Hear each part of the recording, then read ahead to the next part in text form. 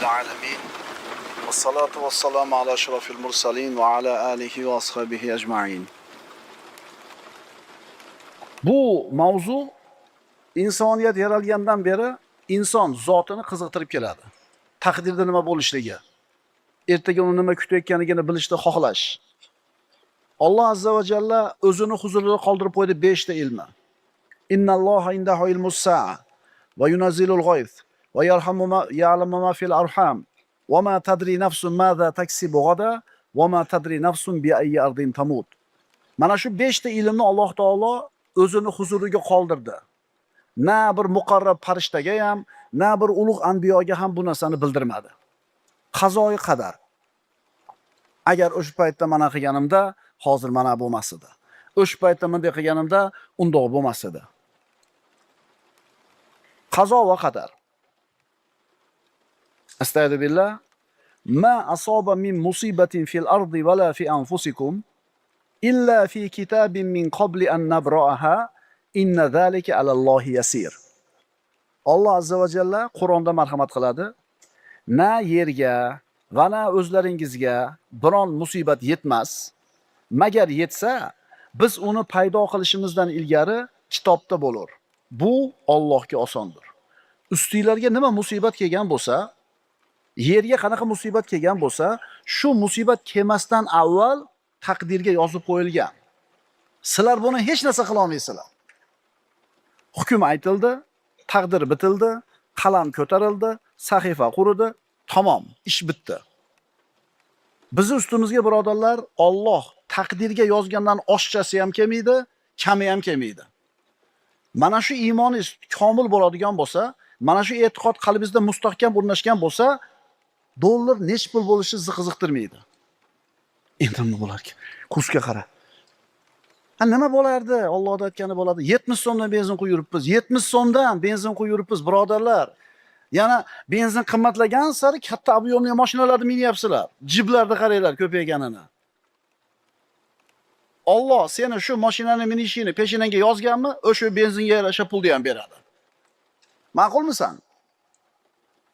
Qazo va qadar. Qadar degani belgilash degani, taqsimlash degani. Qado degani ana shu belgilangan narsani amalga oshirish degani. Alloh taolo aytadi: Astagfirullah, inna kulla shay'in xalaqnahu biqadar. Albatta biz har bitta narsani taqdir bilan, o'lchov bilan aniq yozib qo'yganmiz. Qancha nafas olasan, qancha ovqat yeysan, qancha suv ichasan, hamma narsa hal qilingan. Payg'ambarimiz sollallohu alayhi vasallam mana ana shu taqdiri azal bitilishligi haqida aytgan hadisida shunday dedilar. Alloh avval qalamni yaratdi va unga yoz dedi. Qalam nimani yozaman dedi. Alloh taolo qalamga dedi, to qiyomat qoyim bo'lgunicha bo'ladigan hamma narsalarning miqdorlarini yozgin. Fajaral qalamu fi tilka sa'a. Ana shu soatda qalam yozishni boshladi. Qalam yozib bo'lib ishini bitirganidan keyin 50 ming yil o'tib osmonlar va yer yaraldi. Taqdir bitilgan paytda hali osmon ham yo'q edi, yer ham yo'q edi, biz ham yo'q edik. Seni birodar boshingga tushgan narsa adashib boshqa yoqqa ketmaydi. Seni qo'lingga kelgan narsa adashib yana boshqa yoqqa ketmaydi. Ya'ni sen uchun yozib qo'yilgan narsa albatta senga keladi, senga yozilmagan narsa albatta senga kelmaydi. Agar mana shunday ishonch, e'tiqod qalbingda mustahkam o'rnashsa, tub-tubingga mana shu tushuncha o'rnashadigan bo'lsa, hayoting zo'r bo'lib qoladi. Musibatlar sen uchun Allohning hadiyasi bo'lib qoladi. Chunki gunohlaring kafforat bo'ladi o musibat bilan. Mehnatlar rohatga aylanib qoladi. Hodisalar esa mukofotga aylanadi. Inson dunyoda yashar ekan, ustiga yaxshi kun keladi, yomon kun keladi. Bu Allohning taqdiri. Astagfirullah. وَلَنَبْلُوَنَّكُمْ بِشَيْءٍ مِنَ الْخَوْفِ وَالْجُوعِ وَنَقْصٍ مِنَ الْأَمْوَالِ وَأَنْفُسِ وَالثَّمَرَاتِ وَبَشِّرِ الصَّابِرِينَ. Albatta sizlarni sinaymiz deyapti Alloh taolo.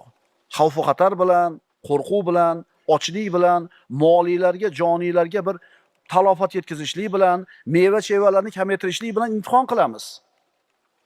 Imtihon uchun keladi shu narsa yozilgan. Shunda allazina iza asabatuhum musibatun qalu inna lillahi va inna ilayhi roji'un. Biror musibat kelganda, yozilgan musibat keldi peshonasiga, yozilgan musibat tushdi ustiga. Shunda albatta biz Allohning bandalarimiz va albatta Allohning huzuriga qaytamiz deydigan sabirlarga xush xabar bering. Mana musibat sizga foyda bo'lib qoladi.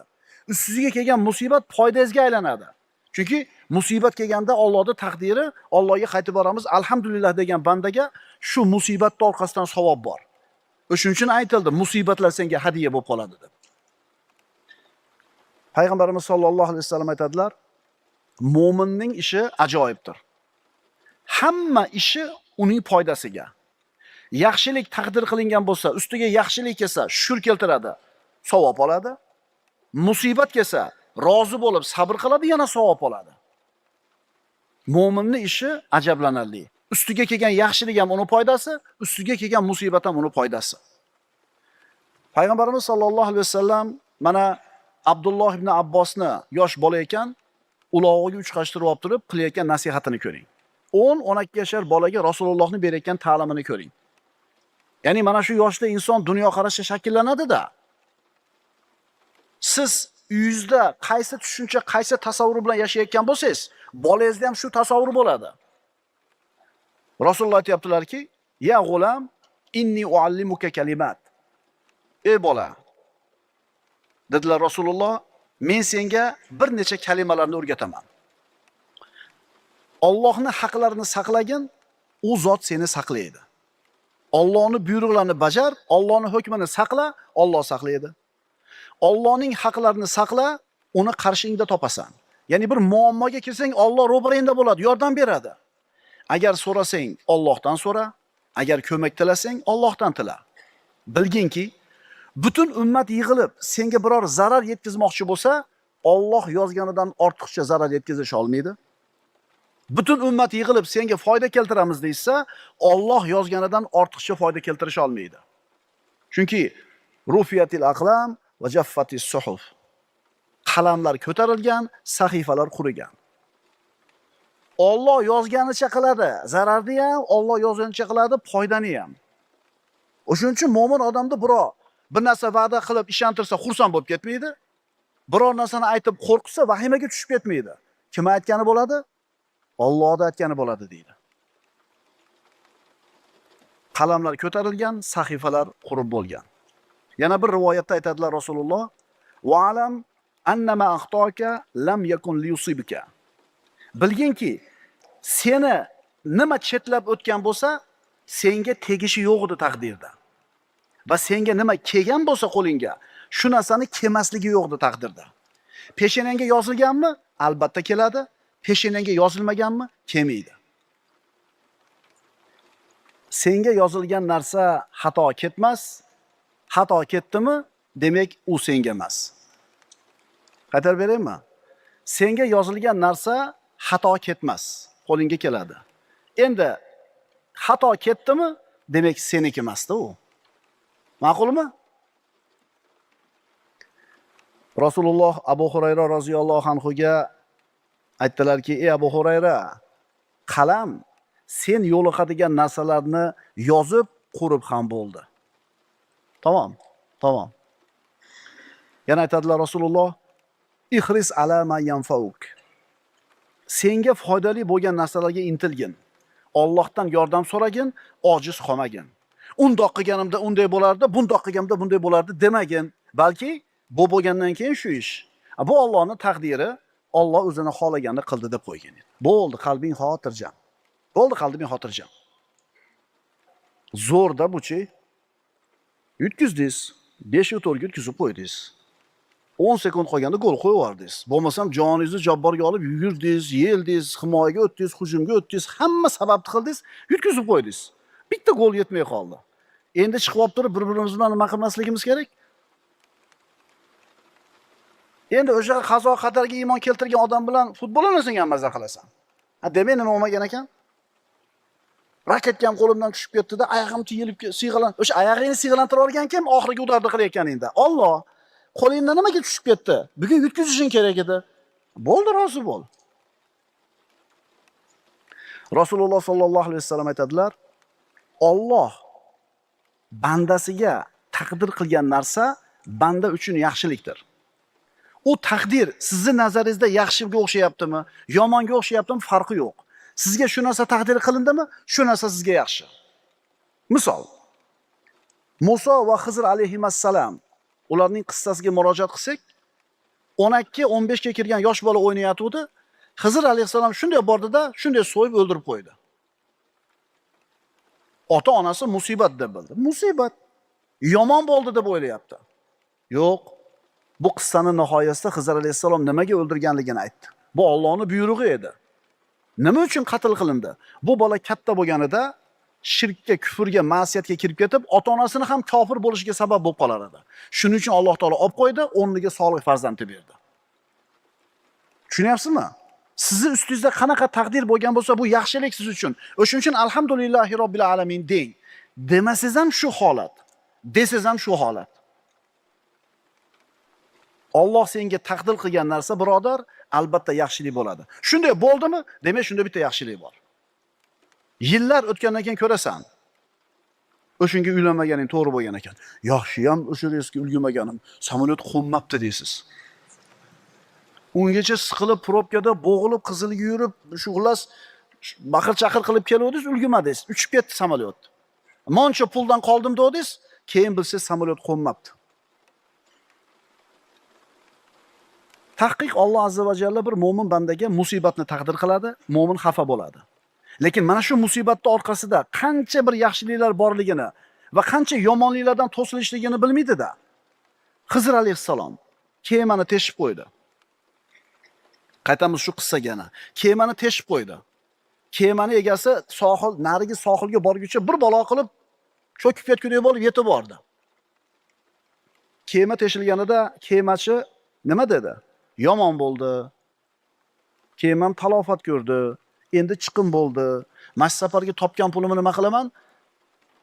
Kemaga sarflayman deb yomon bo'ldi deb turuvdi, asli yaxshi bo'lib chiqdi.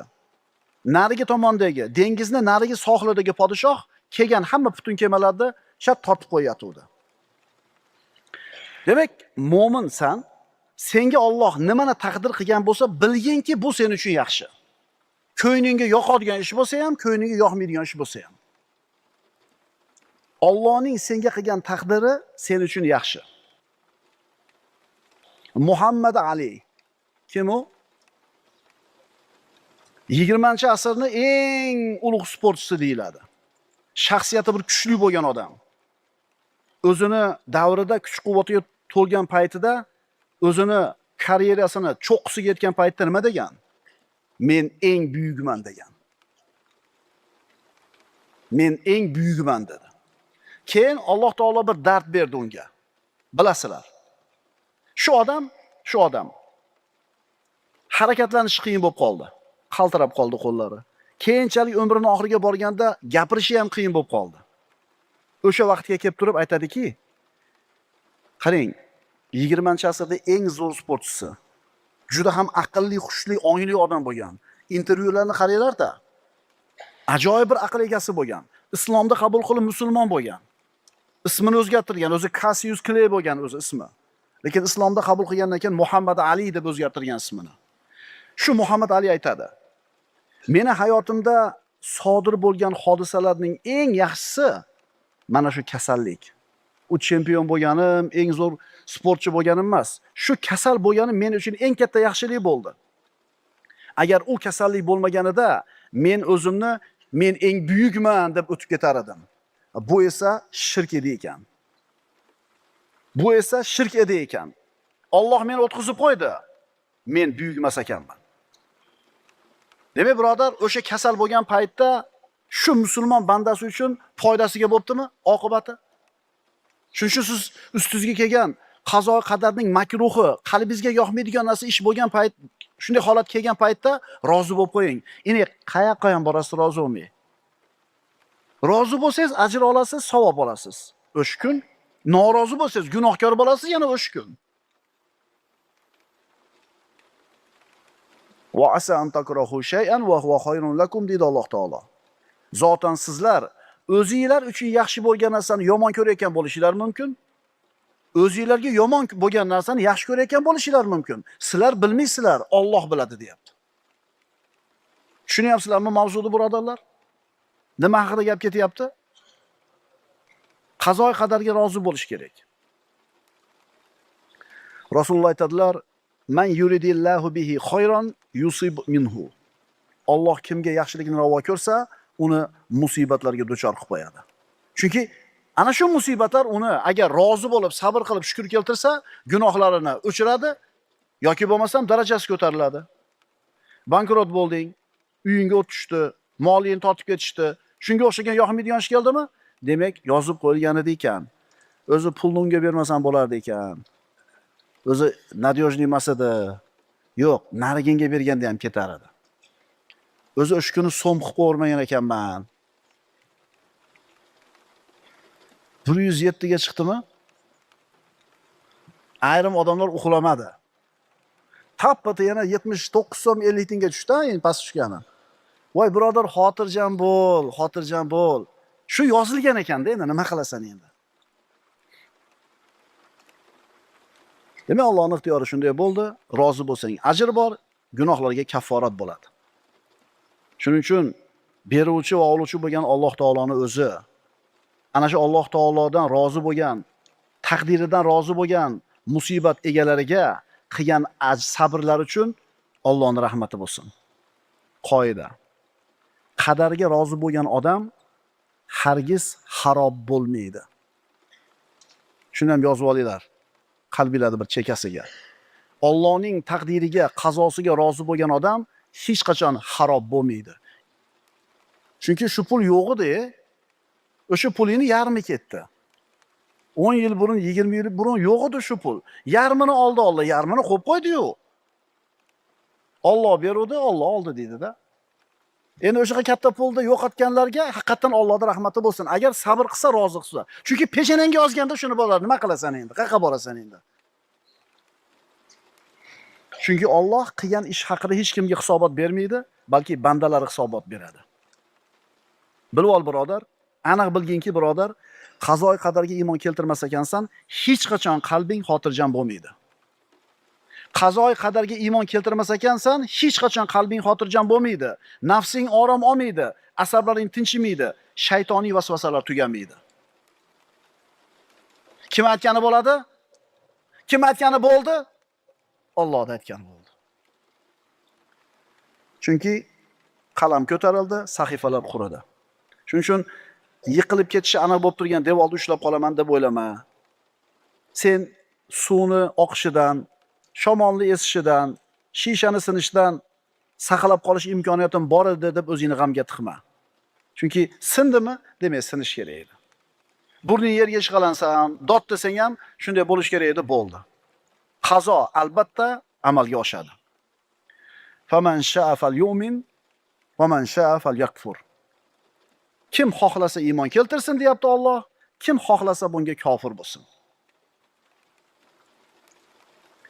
Allohning yeri keng, ammo qazoy qadar kelib qolsa, osmonlar ham torlik qilib qoladi. Allohning yeri keng.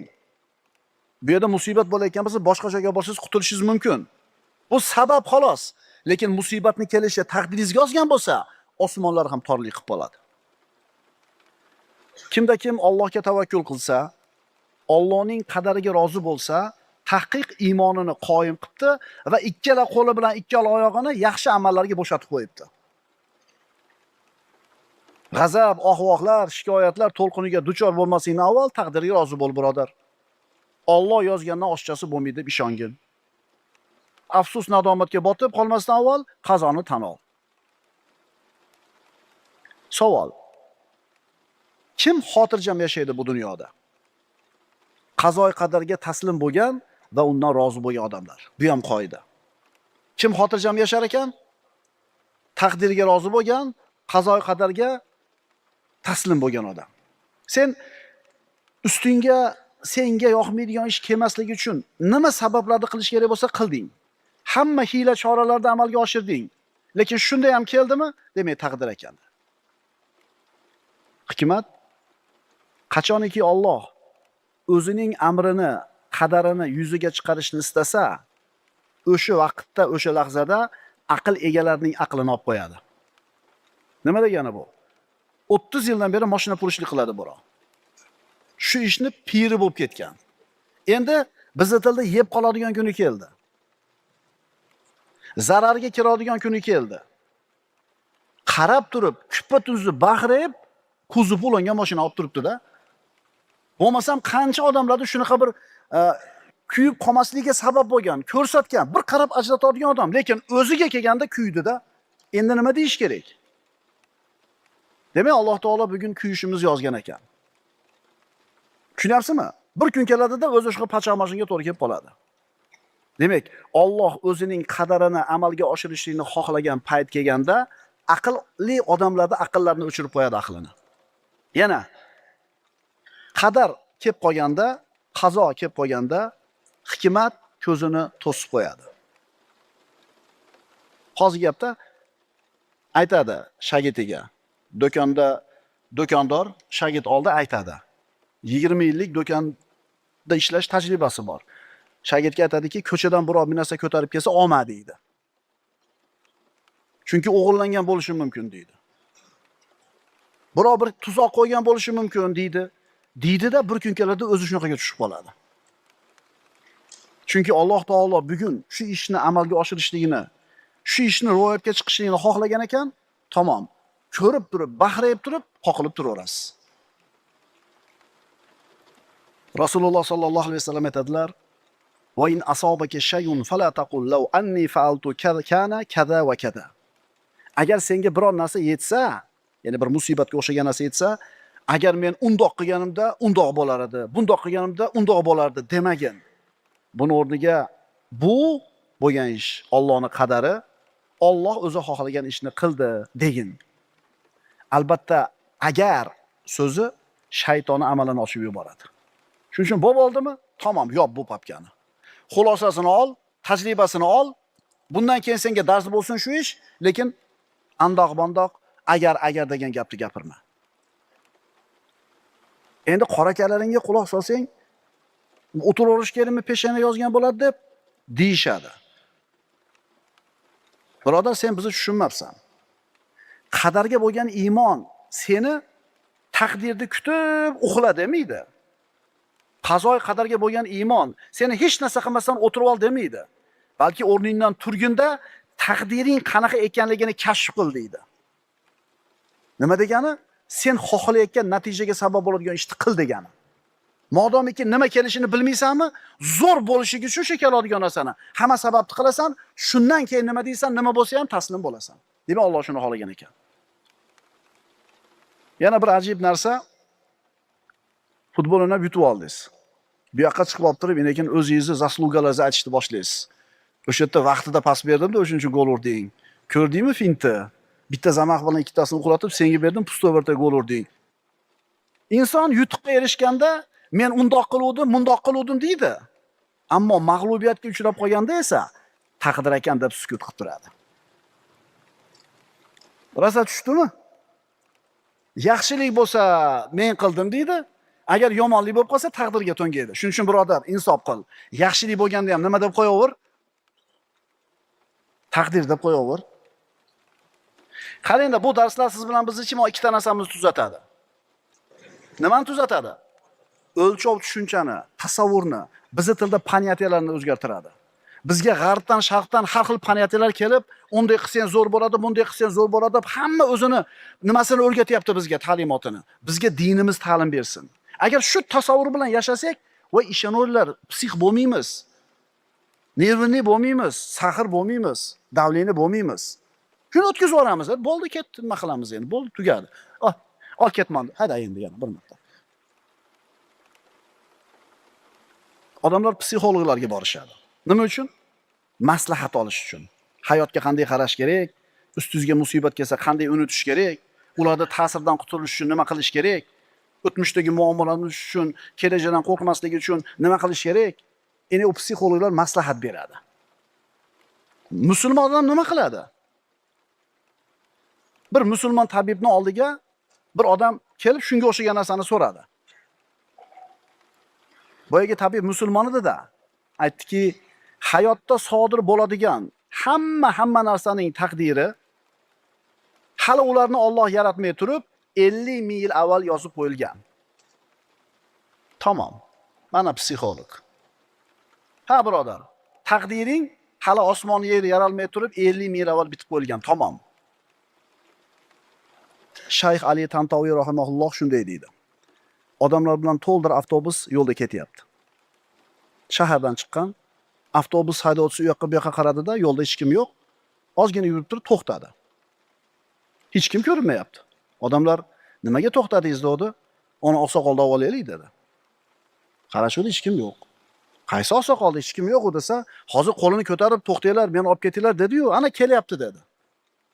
Odamlar ko'rmadimmikin deb turib shunday qaradi, hech kim yo'q. Haydovchiga qarasa, omonatni topshirib qo'yibdi. Demak, shu haydovchini ajali yetib kelgan, ammo avtobusdagilarda ajali yetgani yo'q hali. Alloh taoloning hikmatini ko'ringki, chiroyli qilib to'xtatib, avtobusni rushnoyini torttirib, xotirjam qilib qo'yib turib, jonini oldi. Haydovchining ajali yetgan edi, ammo passajirlarniki emas, chekiga to'xtadi. Alloh taolo aytadi: "Likulli ummatin ajal." Har bir millat, avlod uchun belgilangan ajal bor. Qachon ajallari yetsa, uni biror soat ketga ham so'ra olmaydilar, ilgari ham qila olmaydilar. Xotirjam bo'l birodar. Rizqing bormi? Yashaysan. Faqatgina taqdirdagi narsa bo'ladi. Ko'pi ham emas, ozi ham emas. Xulosa, seni boshingga tushgan narsa tushib bo'ldimi? Tamom. Demak, tushish kerak edi ekan. Seni qo'lingga bir narsa kelmasdan chiqib ketdi. Chiqib ketdimi? Tamom. Demak, qo'lingga kelishi yo'q edi ekan. Agar mana shunday aqida, ishonch, e'tiqod seni qalbingda mustahkam o'rnashsa, seni tub-tubingda mana shu tasavvur, mana shunday tushuncha mahkam o'rnagan bo'lsa, hayotda bo'layotgan hamma musibatlar sen uchun hadiya bo'lib qoladi. Mehnatlar rohatga aylanadi, hodisalar esa mukofot bo'lib qoladi.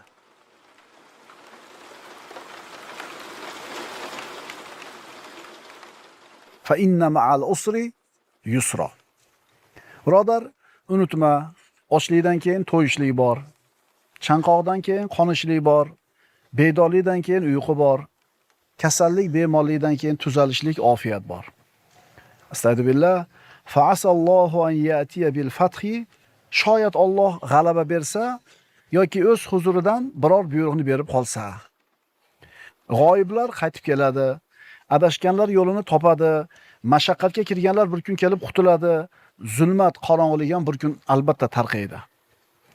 G'amga botib qolgan kishi yaqinda yorug'lik tezligida keladigan farajni kutsin. Birodarlar, tun o'zini eng qorong'u lahzasiga yetdimi? Bas, undan keyingi lahza yorug'likka, tongga qarab yurishlik bo'ladi. Tunni eng qorong'u qismi soat necha bo'ladi? 3 deylik. Ha? 3 bo'ldimi? Cho'qqisiga chiqdimi qorong'ulik? Endi 3 dan 1 sekund o'tdi, endi yorug'likka qarab yuradi. Agar birodar oldingda uzundan uzun sahroni ko'rib turgan bo'lsang, bilginki, uni ortida albatta yam-yashil vodiylar, bog'lar, soya salqinlar bor. Arqon birodar tortilib taranglashdimi? Demak, uzilishga oz qoldi. Mashaqqatlar cho'qqisiga, bizi tilda pikiga yetdimi? Endi buni bu yoqqa yengillikka yurishlik bor. Alloh azza va jalla bu borlig'ini qanday yaratdi? Bu borlig'ida yig'i bilan kulgu birga bo'ladi. Dard bilan shifo birga yuradi. Xavotir bilan xotirjamlik doim yonma-yon turadi.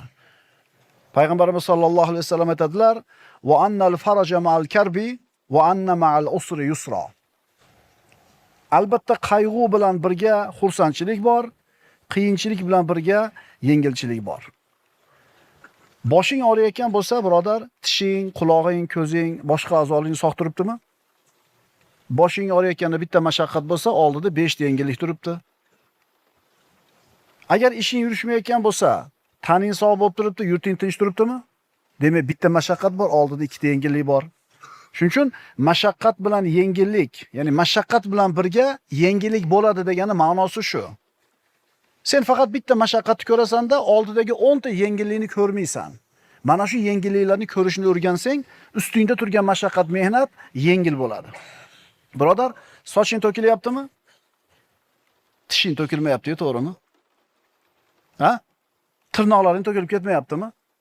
Shuning uchun bitta mashaqqatni oldida albatta bir qancha yengilliklar bo'ladi, faqat shu narsani ko'rishni bilishligimiz kerak. Shuning uchun birodar, faqatgina yo'q narsaga qaravermasdan, bor narsaga ham qarashni o'rgan. Holing ancha yaxshi. Ibrohim Halilullohni olov kuydirmadi. O'tkirg'itishdi. Lekin u davrda o'tkirg'itgan paytda Ibrohim Halilullohni Alloh taoloning Rabboniy inoyati o'rab turgan edi. Shuning uchun o't kuydirmadi. Qulna ya naru kuni bardan va salaman ala Ibrohim.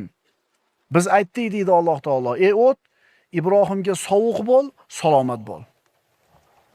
Alloh azza va jalla rioyasi inoyati bor mu'minlarga. Kalimulloh Musa alayhissalom u kishini dengiz cho'ktirmadi. Dengizga kelib qoldi yahudlar bilan. Ularning orqasidan quvib Fir'avn keldi katta qo'shini bilan. Shunda yahudlar tamom tutildik, halok bo'ldik deyishdi. Lekin Musa alayhissalom nima dedi? Kalla inna ma'i robbi sayahdin. Yo'q, men bilan birga Parvardigorim bor. Albatta u meni bir yo'lga boshlar. Alloh taolo qanaqa yo'lga boshlab qo'ydi? Birodar, musulmon banda uni ustiga kelayotgan musibatlar, mashaqqatlar ham Alloh taoloning taqdiri ekanligini bilishlik kerak. Bu mashaqqatlar anbiyolarga ham kelgan. Nimaga kelgan ularga? Robbilari haqidagi gumonlarini sinashligi uchun. Alloh taolo aytadi: "Men bandamning gumonidaman. Men haqimda qanday gumon bo'lsa, shundayman" deydi. Yordam beradi deb gumon qilsa yordam beradi, meni tashab qo'ydi desa tashab qo'yadi. Alloh duoyimni ijobat qiladi deb aniq gumon qilib, aniq ishonib Allohga duo qilsa, duosini ijobat qiladi. Meni duoimni eshitarmikin deb ikkilanadigan bo'lsa eshitmaydi. Payg'ambarlarga ham sinov kelgan birodarlar. Robbilar tarafidan kelgan yengillikni kutadimi, kutmaydimi? Mana shu sinovni ular boshlaridan o'tkazishgan. Shuning uchun ustinga musibat keldi. Bitta mashaqqat, bitta musibat. Lekin yonida Robbingga duo qilish imkoniyating turibdimi? Demak, bitta mashaqqat oldi, bitta yengillik turibdi. Bitta musibat keldi, bitta mashaqqat keldi. Iymoning salobatmi? Iymoning salomat. Duoying ijobat bo'lishiga ishonching bormi? Bor. Shuni o'zi mashaqqatni oldida bir qancha yengilliklar bor ekanligini bildirmayaptimi? Birodarlar, musibat bor, yonida duo bor. Musibat bor, yonida iymon bor. Musibat bor, yonida sabr qilsang ajr olishing umiding bor. Musibat bor, yonida sog'liging bor, oilang bor, yori birodarlaring bor. Musibat bor, atrofingda shu musibatni yengishlikka senga yordam beradigan birodarlaring bor. Birodarlar, inna ma'al usri yusra. Albatta, bitta mashaqqat, qiyinchilik bilan bir qancha yengilliklar yonma-yon turadi, deyapti. Shu yengilliklarga qarashni o'rganaylik, shunga odatlanaylik. Ma'sum zot sallallohu alayhi vasallam g'orda o'zining do'sti Halili Abu Bakr Siddiq bilan o'tirar ekan, mushriklar g'orda og'ziga kelishdi. Abu Bakr Siddiq Rasululloh bilan g'orda o'tirar ekanlar, ularning oyoqlarini ko'rib turardi. Shunda yig'ladi. Abu Bakr Siddiq yig'ladi. Qo'rqdi, xavotir qildi. Rasululloh sallallohu alayhi vasallam: "Ya Abu Bakr, nimaga yig'layapsiz?" "Ya Rasululloh, agar oyog'ini ostiga qarasa, engishib g'orning ichiga qarasa ko'rib qolardi bizni", dedi. Nabiy sallallohu alayhi vasallam nima dedilar? "Ma zannuka ya Abu Bakr bi ithnayn, Allohu salisuhuma." Uchinchi sheriga Alloh bo'lgan ikkita odam haqida qanday gumondasiz?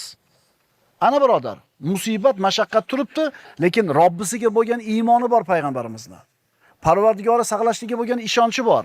Ana bitta mashaqqat oldidagi qancha yengilchilik. Shunda ularga Alloh tomonidan xotirjamlik keldi, g'alaba keldi, Alloh saqladi. Astagfirullah.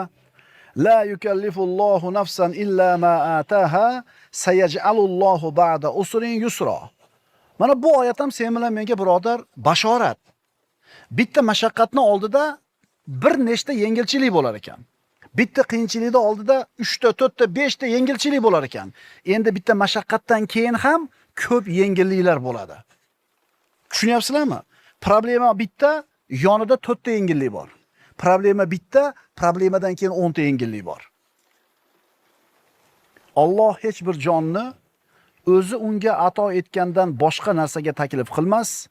Alloh tanglik, kambag'allikdan keyin yengillik, boylikni ham paydo qilur. 5 yil, 10 yilda bu yog'ida, 20-30 yilda bu yog'ida qo'lida davlat to'plangan birodarlar, eslanglar-da. Shu davlat kelmay turib yo'q edi. Eplab tirishchilik qilib zo'rg'a kuningizni o'tkazgansiz. Ko'tini ko'tiga ulab, uchini uchiga ulab. O'sha kunlar bor edi. O'tib ketdi-da, endi esimizdan chiqib qoldi. To'g'rimi? 10 ming dollar bo'lsa yetadi degan kunlaringiz bo'lgan. Hozir o'sha 10 ming dollar yo'q odam aytadi, 10 ming bo'lsa yetadi deydi, xotirjam bo'laman deydi. 10 ming bo'lgandan keyin yetmagan. Keyin 100 ming berdi. O'sha 10 mingni so'ragan payti esdan chiqib qoldi. Inson esdan chiqarib qo'yadi. Bitta mashaqqatni oldida bir nechta yengillik bor va bitta mashaqqatdan keyin ham bir qancha yengilliklar bo'ladi. Faqat qaysi tomonga qarashni bilaylik, birodarlar. Bugungi kunini, naqd kunini bandalari, hozir naq bo'lib turgan rohatini qullari, bunaqa odamlarning boshiga ozgina sinov, mashaqqat kelib qolsa, faqat siqilishni ko'rishadi. Faqat baxtsizlikni ko'rishadi. Chunki bular mana shu o'tirgan xonasini devoriga qaraydi, hovlisini darvozasiga qaraydi. U hovlini tashqarisiga nazar sola olmaydi. Bunaqalar oyog'ini tayinila ko'radi, sal nariroqni ko'ra olmaydi. Agar bunaqa gumrohlar ana shu to'siqni orqasiga ham qarab ko'radigan bo'lsa, mashaqqatlarning orqasida yengilliklar borligini ham tushunishar edi. Birodarlar, qiyinchilik, mashaqqat va musibatning orqasida mashaqqatlardan keyin ham bir narsa bor. Bu mushkulalar doim bo'lmaydi. Yomg'ir abadiy yog'maydi. Yomg'ir abadiy yog'maydi. Mana shu narsalarga bu gumrohlar e'tibor bera olmaydi. Xandaq g'azotini ko'ring. Musulmonlarning ustiga Madinada turgan paytlarida kelgan mashaqqatning eng og'iri bo'ldi. Madinaga hijrat qilib kelib, musulmonlar ustiga tinimsiz mashaqqatlar, tinimsiz sinovlar, qiyinchiliklar. Ana shu cho'qqisi mashaqqatlarni Xandaq g'azoti kuni bo'ldi. Madinaning shimol tarafiga Quraysh mushriklari 10 ming kishilik qo'shinni yig'ib kelib joylashtirishdi. Musulmonlar Xandaq qazib himoyalanishga majbur. Orqa tomondagi Banu Qurayzaning xiyonati ma'lum bo'lgandan keyin Rasululloh bilan Xandaqni qazigan 3000 ta odamdan faqatgina 300 ta odam qoldi Rasulullohning oldida. 3000 ta turuvdi 10 ming tani oldida. Lekin Banu Qurayzaning xiyonatidan keyin Rasulullohning oldida 3000 tadan 300 ta odam qoldi. Mana endi 300 ta odamning ustiga shunaqa mashaqqat keldi.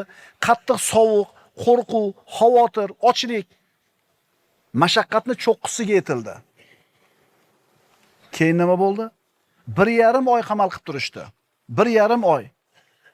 Ammo bu sahobalar Allohning va'dasiga, Rasulullohning va'dasiga ishonishdi, sabr qilishdi. Mushkulani eng cho'qqisi, muammoni eng kattasi qarshisida sobit turishdi. Natija qanday bo'ldi? Lam yanalu khayro. Alloh taolo ana shu mushrik bo'lgan kimsalarni noumid qaytardi. Hech qanday yaxshilikka erishmadi, qaytib ketishdi. Xandaq g'azoti nihoyasiga yetganidan keyin Rasululloh aytdilar: "La yaghzunana ba'dal yawm." Endi buni bu yog'iga biz ustimizga qo'shin tortib kelisha olmaydi ular. Ana mashaqqat cho'qqisiga chiqdi, endi qaytdi. Shuning uchun aytyapmiz-da, yomg'ir abadiy yog'maydi. Bu ustingda turgan mashaqqatlar abadiy bo'lmaydi. 1 oydir, 1 yildir, 2 yildir, 5 yildir tugaydi. Faqat nima qil? Shu mashaqqatda turganingda yengilliklarni ko'rishni o'rgan. La yukallifullohu nafsan illa ma ataha. Alloh hech bir jonni o'zi unga ato etgandan boshqa narsaga taklif qilmas. Alloh tanglik, kambag'allikdan keyin boylikni, yengillikni ham paydo qilur. Mana shu qiyinchilik va yengilchilik haqida sahobalarning bir qancha so'zlarini o'qiymiz. Abdulloh ibn Abbos roziyallohu anhu aytadi: bitta mashaqqat ikkita yengilligini yenga olmaydi. Aytdik-ku, bitta mashaqqatning oldida eng kamida 2 ta yoki 3 ta yengillik bo'ladi. Endi bitta mashaqqat ikkita yengilligini yenga olmaydi, deyapti. Ummatning donishmandi bo'lgan Abdulloh ibn Abbos roziyallohu anhu. Abdulloh ibn Mas'ud roziyallohu anhu aytadi: agar bitta mashaqqat bir kavakka kirib ketsa, yengillik quvib uni orqasidan albatta kiradi. Yengillik 2 ta bo'ladi yo 3 ta bo'ladi. Ibn Mas'ud yana aytadi: agar bir mashaqqat Kovakka kirib olsa, uni ortidan yengillik kiradi-da, uni u yerdan haydab chiqaradi. Faqat musulmon odam e'tiqodi shunday bo'lishi kerakki, mashaqqatda oldida yengilchilik bor. Mashaqqatdan keyin ham yengilchilik bor. Faqat uni ishi sabr qilib, iymon keltirib, duo qilib kutishi. Shoyat bundan keyin Alloh yengillikni ato qilsa. Mana fa inna ma'al usri yusra, inna ma'al usri yusra. Bas albatta har bir og'irlik, mashaqqat bilan birga yengillik ham bordir. Yana takrorlanyapti shu so'z. Albatta har bir og'irlik, mashaqqat bilan birga bir yengillik ham bordir. 2 marta takrorlayapti. Bu oyatda musulmon kishiga bashorat bor. Qiyinchilik davomiy bo'lmaydi. Doim yengillik yonida bo'ladi. Surada Alloh subhanahu va taolo mana shu ma'noni 2 marta takrorladi. Ta'kidlab aytdi. Mashaqqat bitta deb zikr qilindi, ammo yengillik esa nakira qilib zikr qilindi. Nima degani? Bitta emas degani. 2 ta, 3 ta, 5 ta, 10 ta. Ma'qulmi? Bitta mashaqqat bor, yonida son sanoqsiz yengilchiliklar bor.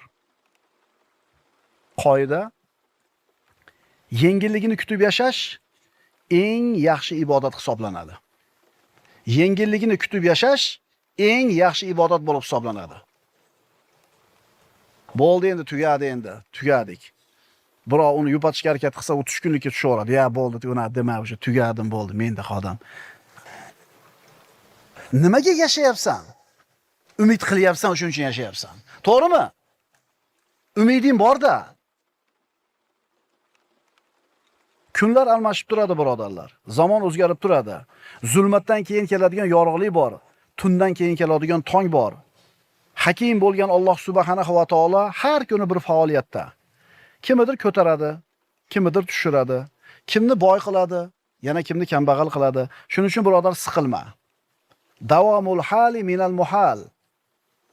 Holatni doim bir xil bo'lishi mahol. Ishlaring yurishib turibdimi? Doim bir xil bo'lavermaydi. Bir kun tushishi bor. Ishlaring yurishmayaptimi? Doim bir xil bo'lavermaydi. Bir kun yurishib ketishi bor. Bas, albatta har bir og'irlik, mashaqqat bilan birga yengillik ham bordir. Albatta har bir og'irlik, mashaqqat bilan birga yengillik bordir. Xulosa, biz ustimizga kelgan bitta mashaqqatni o'ziga tikilib tura olmasdan, yonida turgan bir qancha yengilliklarga qaraylik, bitta mashaqqatni yengishimiz oson bo'ladi. Bitta mashaqqatga qarab tikilib, bo'g'ilib, siqilib dard oshirmaylik. Chunki uni oldida bir qancha nima bor? Yengillik bor. 11-sabab, albatta har bir mashaqqat bilan birga yengillik ham bordir. Aqlli, xushli, xushyor, zaki odam unga kelgan ziyonni o'zini foydasiga aylantira oladi. Ammo ahmoq, tentek inson bo'lsa, ustiga kelgan bitta zararni ikkita zararga aylantirib oladi. Nima degani bu? Savdogar katta miqdordagi puliga kuydi. Bitta ziyon. Ziyon keldi. O'ylanadi, siqiladi, bo'g'iladi, davlenasi oshiradi. Yana bitta ziyon bo'ldi. Bitta ziyon ikkita bo'ldi. Yana bo'g'iladi, siqiladi, o'ylanaveradi, sahri oshirib oladi. Yana bitta ziyon. Demak, bitta ziyon keluvdi pulidan ajrab. Endi siqilib, bo'g'ilib, sahri ham oshirdi, davleni ham oshirdi. Endi aqlli insonchi puliga kuydi. Bu bitta ziyon. Endi nima qiladi? Allohning taqdiri ekan deydi, rozi bo'ladi. Bitta foyda. Ziyon bo'ldi. Gunohlarimga kafforat, shukr keltirsam. Yana bitta foyda bo'ldi. Endi sabr qilsam, Alloh undan yaxshirog'ini beradi deb Robbimiz haqida yaxshi gumon qildi, yana bitta foyda. Demak, ahmoq, tentak odam ustiga kelgan bitta ziyonni 3 ta, 4 taga aylantirib oladi. Aqlli, xushli odam esa ustiga kelgan bitta zararni 3 ta, 4 ta foydaga aylantirib oladi. Muhammad Mustafa sallallohu alayhi vasallam u zot Makkadan quvildilar, haydaldilar. Keyin nima qildilar? Keyin u zot sallallohu alayhi vasallam Madinada dunyoni ko'zini nurga to'ldirgan, dunyoni ko'zini adolatga to'ldirgan ulkan davlatni barpo qildilar. Foydasiga aylantirdi. Ahmad ibn Hanbal qamaldi bu kishi. Darralandi, azoblarga qoldi. Lekin bu mashaqqatlarning oxirida ahli sunna val jamoaning ulug' imomlardan biriga aylandi. Imom Saraxsiyni uzoq yillar zindonband qilishdi. Qamoqqa solib qo'yishdi. Nima qildi? Dotdib yig'lab o'tirib oldimi? Aksincha, dunyodan uzilganligidan foydalanib turib, o'zining eng mashhur ko'p jildlik Al-Mabsud kitobini yozdi. Tushunyapsizlarmi? Nima haqida gap ketyapti? Ustiga kelgan zararni aqlli, xushli odam foydasiga aylantira oladi. Ibn Asir hamma ishlardan uzilib uzoq bo'lib qolganidan keyin o'zini Jomil Usul kitobini va hadis kitoblarining eng mashhurlaridan bo'lgan Nihoyani tasnif etdi. Sizni ustingizga bir ish keldiki, sizga yoqmaydigan. Qarangda, shuni sizga foyda bo'lgan tomoni bor. Foydaga aylantirib olish bo'lgan mumkin tomoni bor. Ammo biz o'tirib olamiz. Hudaybiya sulhi bitildi. Nabiy sallallohu alayhi vasallam Quraysh bilan 10 yil urushmaslikka kelishdilar. Ana shu sulhning bandlaridan bittasi Makkadan bir odam hijrat qilib Madinaga borsa, Rasululloh qabul qilmaydilar. Shu shart bor. Rasululloh ahdiga vafo qiladilar. Abu Basir roziyallohu anhu shu ittifoqdan keyin hijrat qilib Madinaga bordi. Rasululloh qabul qilmadilar. Qaytarib yubordilar, chunki ahdiga vafo qilish kerak. Mana endi Abu Basir Makkaga ham qaytib bora olmaydi, Madinaga ham kira olmaydi. Zararmi? Musibatmi? Nima qildi bu kishi? Dotdib yig'lab o'tirib oldimi? Yo'q. Makka bilan Madinaning o'rtasidagi Is deb nomlanadigan mintaqaga borib joylashdi. Tog'li joy, daraxtlari bor, g'orlari ko'p. Makkadan chiqib hijrat qilib Madinaga borishlikka imkoniyati bo'lmagan o'ziga o'xshagan muhojirlarni to'pladi atrofiga. Bitta guruh tuzdida Qurayshning Shomdan kelayotgan karvonlarini talon-toroj qilishni boshladi. O'zi Qurayshni payg'ambarimiz bilan shu tinchlik sulhiga kelishdan maqsadlardan bittasi karvonlarini Shomga bemalol borib kelishligi edi. Shu maqsadda sulh tuzgan. Lekin Abu Basirning ishi ularni boyaga rejalarni amalga oshirmay qo'ydi. Shunda Quraysh majbur bo'ldi. Madinaga odam yuborib, ona va Abu Basirning jamoasini o'ziga qo'shib olaver dedi. Ana birodarlar, aqlli, xushli, g'ayratli odamlar ustiga kelgan musibatni, ustiga kelgan mashaqqat, makruhni o'zini foydasiga aylantira oladi. Ulamolardan biri aytgan edi. Ustida fitnalar bo'layotgan olimlardan bittasi aytadiki, agar meni qamab qo'ysa, bu men uchun xilvat. Yolg'iz qolib, biror bezovta qilmaydi, o'tirib ibodat qilaman deydi. Agar yurtimdan haydab chiqarishsa, bu sayohat deydi. Agar qatl qilishsa, bu men uchun shahodat deydi. Uchala holatda ham men foydadaman deydi. Aqlli, xushli odam ustiga kelgan makruhlarni ham o'zini foydasiga nima qiladi? O'zgartira oladi. Birodar, har qancha yomon ahvolga tushib qolmagin, mana shundan ko'ra qiyinroq holatdan bo'lishi mumkin. Shuni eslat o'zingga, bundan bettar bo'lishi mumkin edi dedi. Mana bitta foyda shu yerda. Shukr keltirasan. Puling tugab qoldimi? Pul yo'q. Sog'liging turibdimi? Biroz kasal bo'lib yuribsan. Yurting tinchmi? Birodar, ijobiyatni ko'rishni ham o'rgan. Pozitivni ham ko'r, negativni ko'ravermasdan. Shunaqa odamlar bor, bilasizlarmi? O'tirdingiz, salbiyatni gapiraveradi, negativni gapiraveradi. Endi anaqa bo'lar ekan. Endi manaqa bo'lar ekan. Marda manaqa bo'pti. O'tirding, salbiyatni gapiradi-da, yelkangga yuk bosib qoladi. Hayotdan to'yib ketasan. Hammamiz duch kelganmiz. O'tirding, minusga, o'tirding, vahimani gapiraveradi. Ayniqsa o'g'il bolalar, hushyor bo'linglar. Ko'chada bo'layotgan, insonning qalbiga yoqmaydigan ishlarni uyga ko'tarib, ota-enanichi axlat yashikka o'xshatib qo'ymanglar. Ko'chadan siqilib, bo'g'ilib uyga kelasizlar, otangizga, enangizga gapirasiz. Mana bo'lyapti, bunday bo'lib ketdi, savdo bo'lmayapti. To'g'rimi? Nima bo'ladi gapirib olsanglar, nima qilasizlar? Aytinglar. Ha. Yengillaysizlar. Ha. Nimani hisobidan yengillayapsizlar? Ota-enani ezib qo'yish hisobigami? Sizni boqib katta qilib qo'ygani yetmagandek endi bu yoqdagi problemangizni ham ko'tarsinmi? Shuning uchun ko'p aytaman, ukalar, ota-enasi tiriklar. Sizlar ko'chadan faqat yaxshi gap olib kelinglar. Sizni ko'rganda ota-enangiz ko'ngli yayrasin. Mana shu bolamning problemasi yo'q. Mana shu bolamning hamma yo'g'i yaxshi. Siz bilan o'tirgisi kelaversin. Problema o'shuncha o'zi.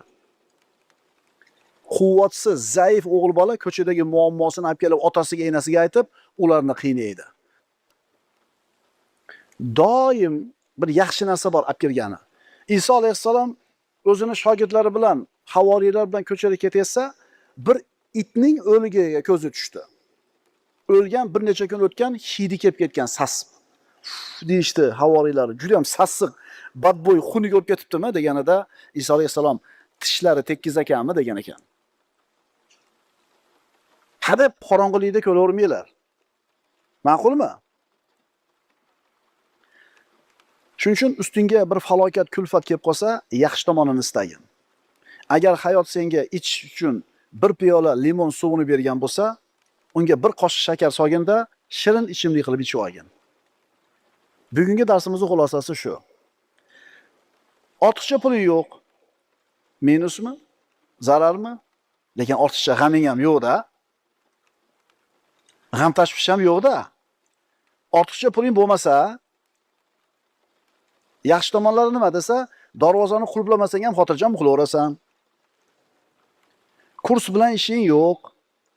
Suyanishing Allohga, tavakkuling Allohga, dunyoingga emas. Qiyomatda hisobing yengil bo'ladi. Inshaalloh puling yo'q bo'lsa qiyomatda jannatga. Inshaalloh boylardan ertaroq kirasan. Chunki hisob kitobing birodan qarzing yo'q. Ko'chada bemalol yurasan. Birodarlar, buni hammasini bilasizlar. Faqat unutib qo'yamiz-da. To'g'rimi? Zato deysiz-ku. Unday bo'lgani bilan deysizmi, mana shu gapni shu yerda ishlatish kerak. O'sha dunyo matohi ko'zlarimizni chalg'itib qo'yganda aldanib qolamiz. Rosa kurs o'ynayapti, dollarning kursi. Kim g'amda, kim xavotir siqilishda? Puli ko'plar. Puli yo'qlarga kursda ahamiyati yo'q. Ana foydalari. Qarang, pulingni yo'qligida qancha foyda bor. Lekin sen faqat nimasini ko'ryapsan? Zararni ko'ryapsan. Senga birov ilonni hadiya qildi. Nima qilasan? Terisini shilib olasan, terisidan foydalansa bo'ladi, qolganini tasha. Chayon chaqib oldimi? O'lib qolmadingmi? Ilonni zaharidan bu immunitet bo'ladi endi. Chayon chaqdi, o'lmadingiz, tirik qoldingizmi? Foydani qarang, nima ekan? Endi ilonni zaharisiga ta'sir qilmas ekan. Shuning uchun birodar, Allohning taqdiri. Ustingga kelgan yomon kun, yomon ish Allohning taqdiri. Taqdir kimgadir bir piyola asal berdi. Unga mazza. Kimgadir bir piyola qaymoq berdi. Unga ham mazza. Yana kimgadir bir piyola qiyonni berdi, qaymoqni berdi. Biriga qaymoq, biriga qiyon. Endi taqdir turli bitilgan. Bu Allohning xohishi. Endi senga bir piyola limon suvi tegdi. Nima qilish kerak ekan?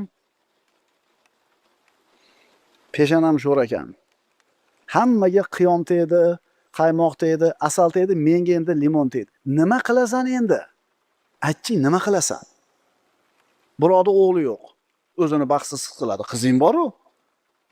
Birodar nimasi yo'q? Qizi bor, o'g'li yo'q. O'g'li bor, qizi yo'q. Sen ijobiyat ko'rishni o'rgan. Kim 3 ta qizni boqib katta qilib dedilar Rasululloh. Joyiga opo yuvib tarab topshirsa, do'zaxdan parda bo'ladi dedilar Rasululloh. 3 ta qizi. 2 ta bo'lsa-chi yo Rasululloh? 2 ta bo'lsa ham. Bitta bo'lsa-chi? Bitta bo'lsa ham. Ijobiyatni qara. Bermasa nima qilarding o'sha qizdir, o'g'ildir? Nima qilarding? Qayoqqa borar eding? Endi birodar, senga taqdir bir piyola limon suvini beribdimi? Bu Allohning xohishi. Nima qilasan? Ming'illab o'tirasanmi? Bir qoshiq shakar olginda shirin sharbat qilib ichib olgin. Agar meni qamab qo'yishsa deyapti, xilvat. Haydab chiqarishsa, sayohat. Qatl qilishsa, shahodat. Yana bitta misol. Shu kamiz o'g'ansa ekan boshlaymiz ma'ruzani. Bo'ldimi? Cho'ka tushib oling. Men jon olib jon beryapman, qarang, siz uxlayapsiz. Bu bola ham mashaqqatdan o'ziga foydali tomon topyapti-da mana. Domla ma'ruzada zeriktirib olsa, bitta foyda tomoni kilom yumshoq bugun. Hidlari yangi. uxlab oladi. Bishkekka ketmoqchisan, samolyotga bilet bo'lmay qoldi. Samolyotga bilet yo'q. Endi mashinada ketish kerak. 16 soat, 17 soat ketasan. Mushkulami? Mushkula. Bir piyola limonmi? Bir piyola limon suvmi? Limon suvi. Endi shakar solish kerak unga. Nima qilasan? Ikkita kitobni qo'lingga ol. Kitob o'qib ketasan. Bir qoshiq shakar shu. Ikkita kitobimiz bir qoshiq shakar bo'ldi, quydik, sayohatdan foydalandik. Men futbolni gapiraman-da men. 4 ta komanda 2 soatga stadionda oladi. Yutkizgan chiqib o'tiraveradi, yutgan aylantirib o'ynaveradi. Seni komandang hadeb yutkizyapti. Kirding, ikkita gol urishyapti, chiqib ketyapsan. Ikkita o'yin bo'lguncha o'tirasan. Siqilib, bo'g'ilib, asabini o'ldirmasdan oyoq qo'ling qizib turibdi. Fizikaga ishlab ol. 4 ta turnir tortinib qo'y, 20 ta press qilib qo'y. Foydalanib qol. Yo'q, sen unaqa qilmaysan, siqilib o'tiraverasan. Mana shunaqa qilib. To'g'ri aytyapmanmi? Tayyor o'tiribsan, qizib ishlab ol.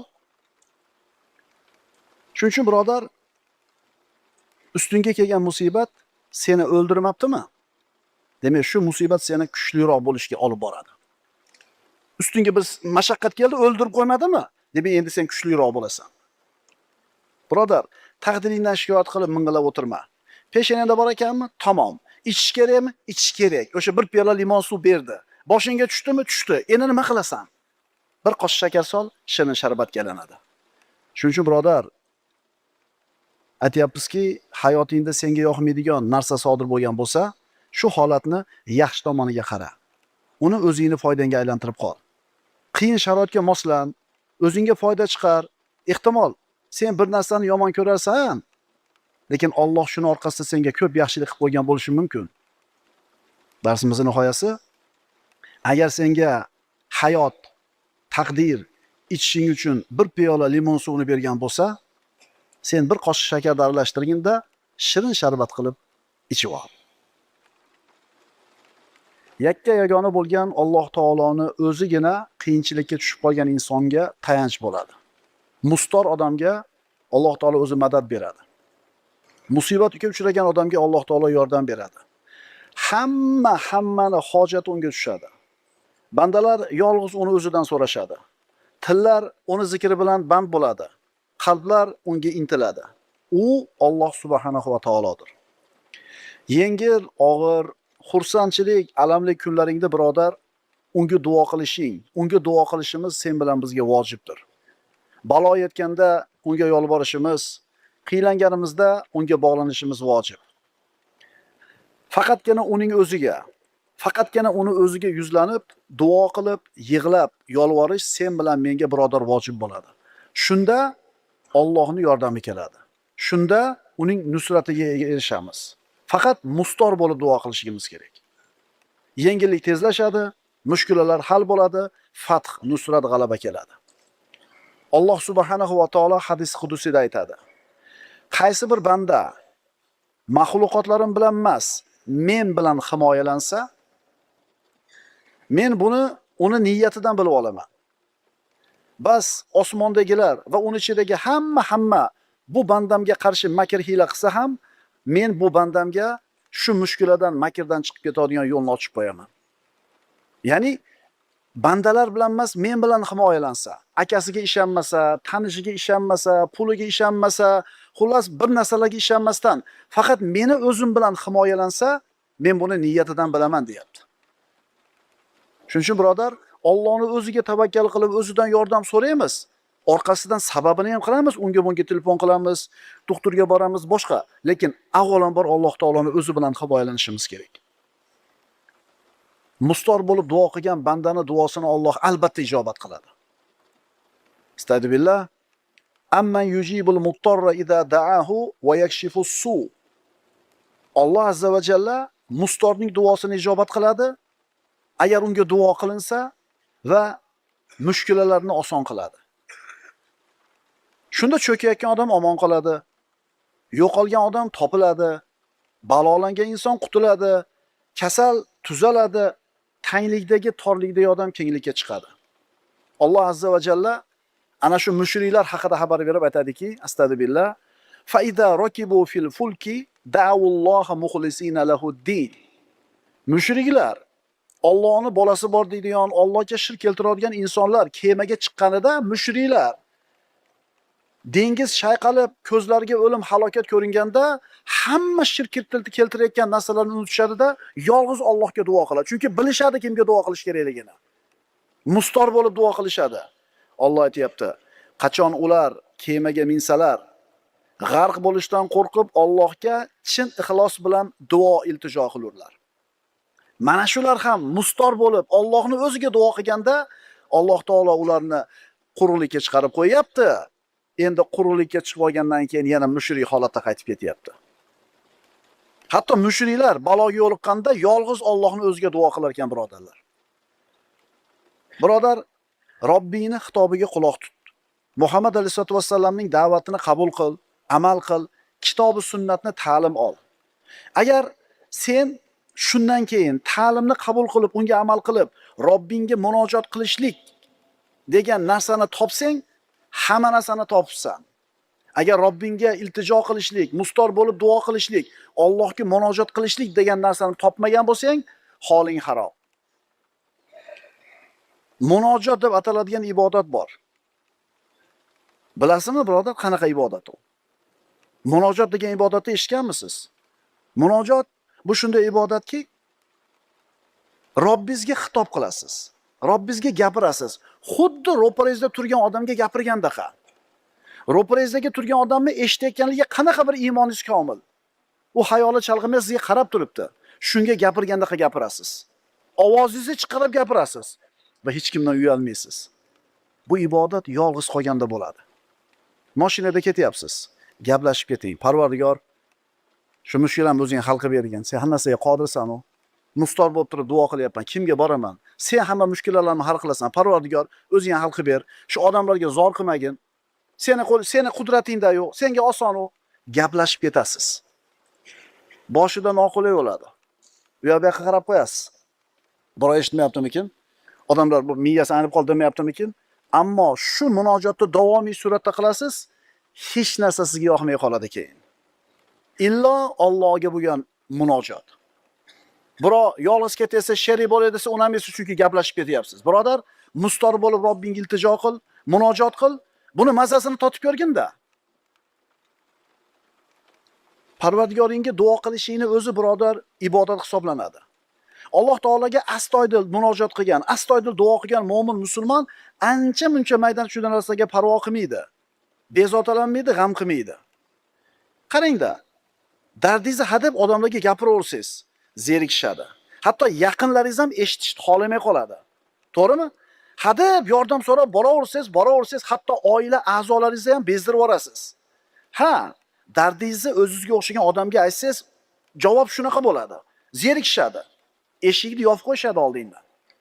Telefoningni ko'tarmay qo'yadi. Borsang chiqmayla qo'yadi uydan. Ammo Allohning eshiklari seni oldingda hech qachon yopilmaydi. Alloh taolo sen so'raverganingdan zerikmaydi.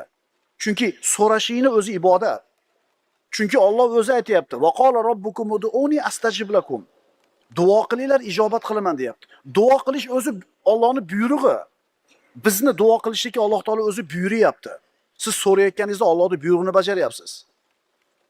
Odamlardan so'raversangiz, yomon ko'rib qolsa, odamlardan qaytib so'raversangiz, sizni yomon ko'rib qolsa, Robbingiz buni aksi.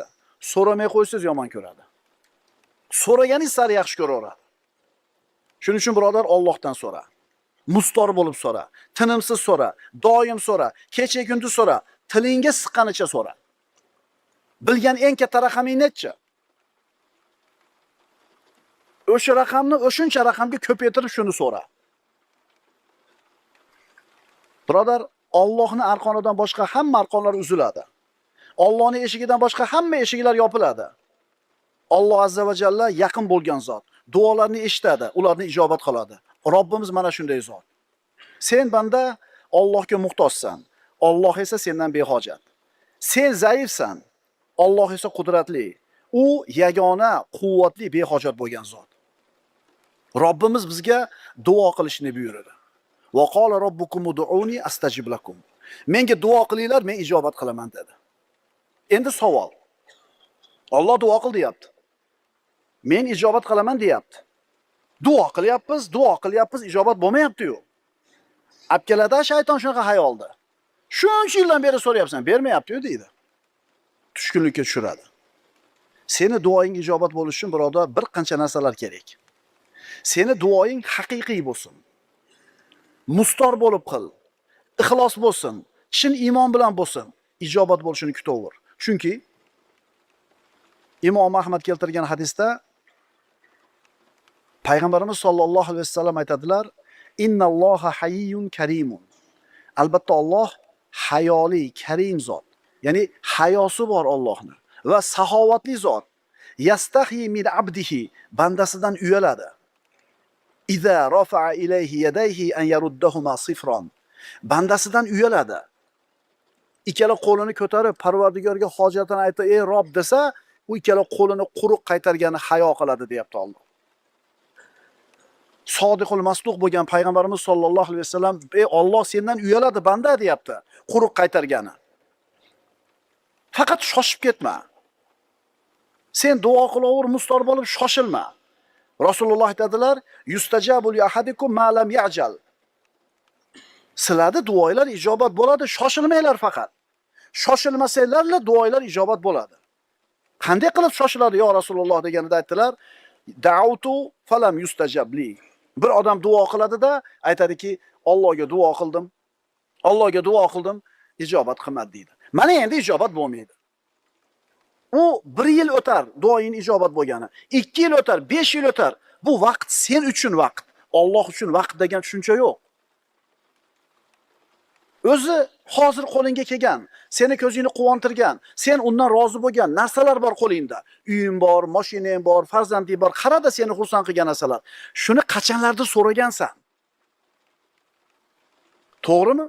Qachonlarda so'ragansan shu narsani? Endi berganidan keyin oddiy bo'lib qoldi-da.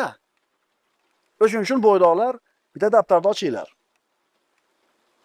Yozinglar. 20 ta, 30 ta solib, ayollarni sondig'iga solib qo'yishiga beringlar.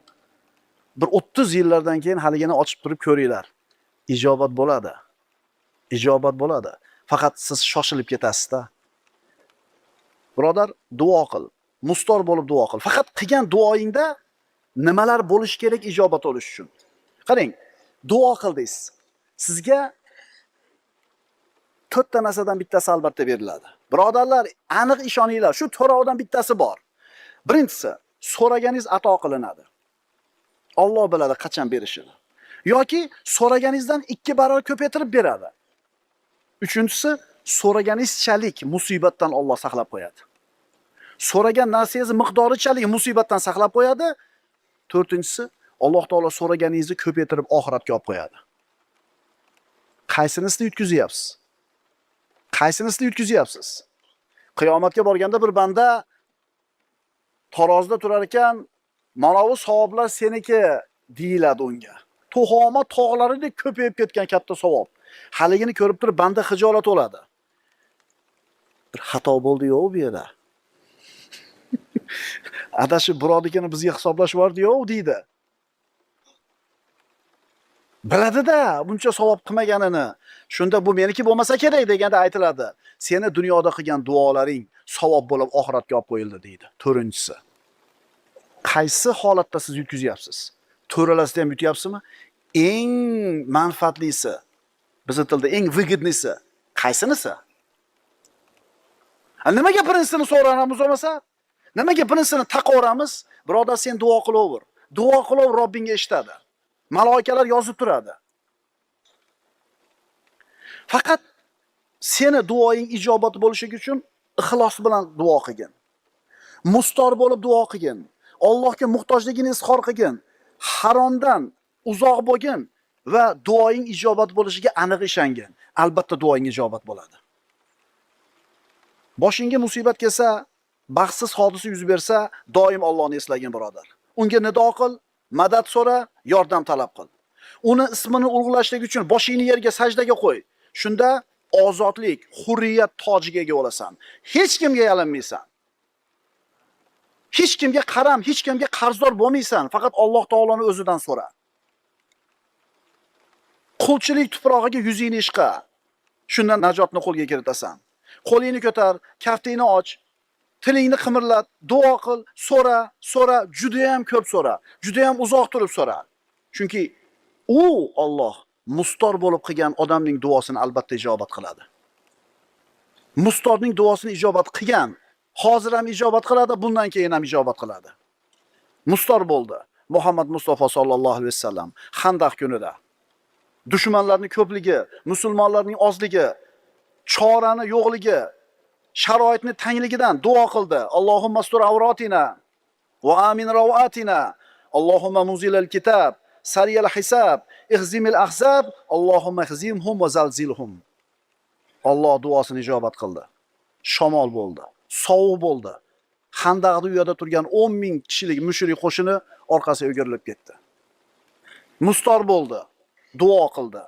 Musa alayhissalom yurtidan chiqib Madiyanga kelib, o'tirib ikkita qizni qo'ylarni sug'orib qaytarib egasiga berib, qizlarga qaytarib berib duo qildi. Robbi inni lima anzalta ilayya min khayrin faqir.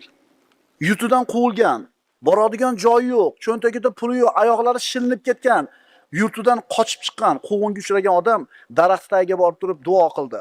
Parvardigor, men o'zing men uchun nima yaxshilik tushursang, shunga muhtojman. Mustor bo'lib duo qildi. Shuayb alayhisalomga kuyov bo'ldi. Oilali bo'ldi, uyli bo'ldi, payg'ambarga kuyov bo'ldi. Birodar, mustor bo'ldi, duo qildi, Alloh duosini ijobat qilib ishini oson qildi. Yunus alayhisalom baliqda qorniga tushib ketdi, o'zini qilgan xatosi tufayli. Dengizda tubida yotibdi baliq qornida Yunus alayhisalom bilan. Mustor bo'ldimi? Chorasiz bo'ldimi? Nima deb duo qildi? Fanada fi zulumati alla ilaha illa anta subhanaka inni kuntu minaz zolimin. Zunnun Yunusning qorong'u zulmatlarda turib, hech iloh yo'q magar o'zing bordirsan, ey pok Parvardigor. Dar haqiqat men o'z jonimga jabr qiluvchilardan bo'lib qoldim degan nidosini eslang. Alloh qutqardimi? Najot berdimi? Birodar, duoing ijobat bo'lishiga aniq ishonib duo qil. Mustor bo'lib, ilhaq bo'lib duo qil. O'zingni muhtojligini izhor qilib turib duo qil. Mustor bo'ldi Zakariya alayhissalom farzand yo'qligida. Yoshi 80 dan o'tgandan keyin Alloh taolo u kishiga farzand berdi. Iznada robbahu nidan khafiya. Qala robbi inni wahana al-'azmu minni washta'ala ar-ra'su shayba wa lam akun bi du'aika robbi shaqiya. Parvardigor, dar haqiqat meni suyaklarim mo'rtlashdi, keksalikdan sochim oqardi. Robbim, Parvardigorim, men senga duo qilib hech qachon noumid bo'lgan emasman. Robbim, Parvardigorim, men senga duo qilib hech qachon noumid bo'lgan emasman. Alloh azza va jalla Yahyo alayhissalomni hadiya qildi. Birodarlar, bu insonlar Alloh taologa muhtoj bo'lib, mustor bo'lib duo qilishdi. Alloh taolo duolarini ijobat qildi va mushkulalarni yengil qildi, oson qildi. Yuqorida o'qigan hadisni qaytaramiz. Albatta Alloh taolo Hayy va Karim bo'lgan zot. Agar bandasi unga ikki qo'lini ko'tarib duo qilsa, qo'llarini quruq qaytargani hayo qiladi. Parvardigor mehribon bo'lgan zot. Birodar, Robbingga intil, eshigini oldida turib ol, lutf ko'rsatishini kut, fath berishini so'ra, nomini zikr qilishdan tilingni to'xtatma, u haqida yaxshi gumonda bo'l. Mustor bo'lib duo qil, unga o'zingni bag'ishla, unga yuz tut, shunda baxtli bo'lib najotga yetasan.